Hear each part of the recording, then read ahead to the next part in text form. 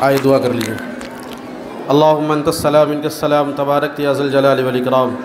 ربنا ظلمنا انفسنا وان لم تغفر لنا وترحمنا لنکونن من الخاسرین۔ رب اجعلنی مقیم الصلاۃ ومن ذریتی ربنا وتقبل دعاء۔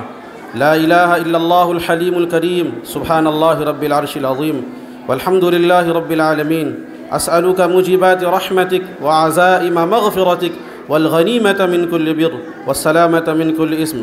اللهم لا تدع لنا ذنبا إلا غفرته ولا هما إلا فرجته ولا حاجة هي لك رضا إلا قضيتها يا أرحم الراحمين۔ رب ارحمهما كما ربياني صغيرا۔ اے الہ العالمین ہم تمام لوگوں کے گناہ صغیرہ کبیرہ کو معاف فرما۔ اے رب کریم جو بھی غلطی ہم سے جانے یا انجانے میں ہوئی ہے تمام خطاؤں کو تو درگزر فرما۔ اے مولا کریم ہمارے گناہوں کو ہمارے تمام سیئات کو حسنات سے مبدل فرما۔ اے اللہ جب تک زندہ رکھنا اسلام پہ زندہ رکھنا۔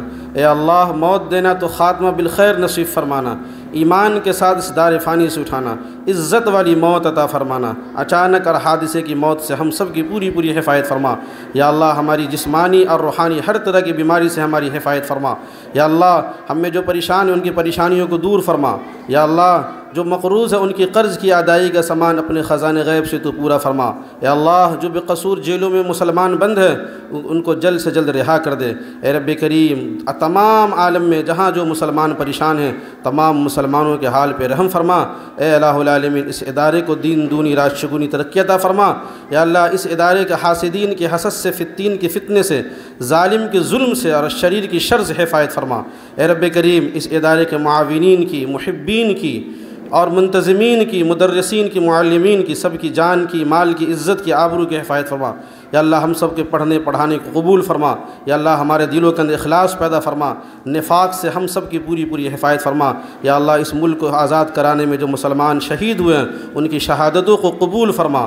یا اللہ ان کی شہادتوں کو قبول فرما، انہیں قبر میں کربت در کربت سکون نصیب فرما۔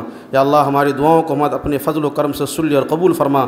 ربنا تقبل منا انک انت السمیع العلیم وتب علینا انک انت التواب الرحیم۔ وصلی اللہ تعالی علی خیر خلق محمد وآلہ آلہ وصحبہ اجمعین برحمتک یا ارحم الراحمین۔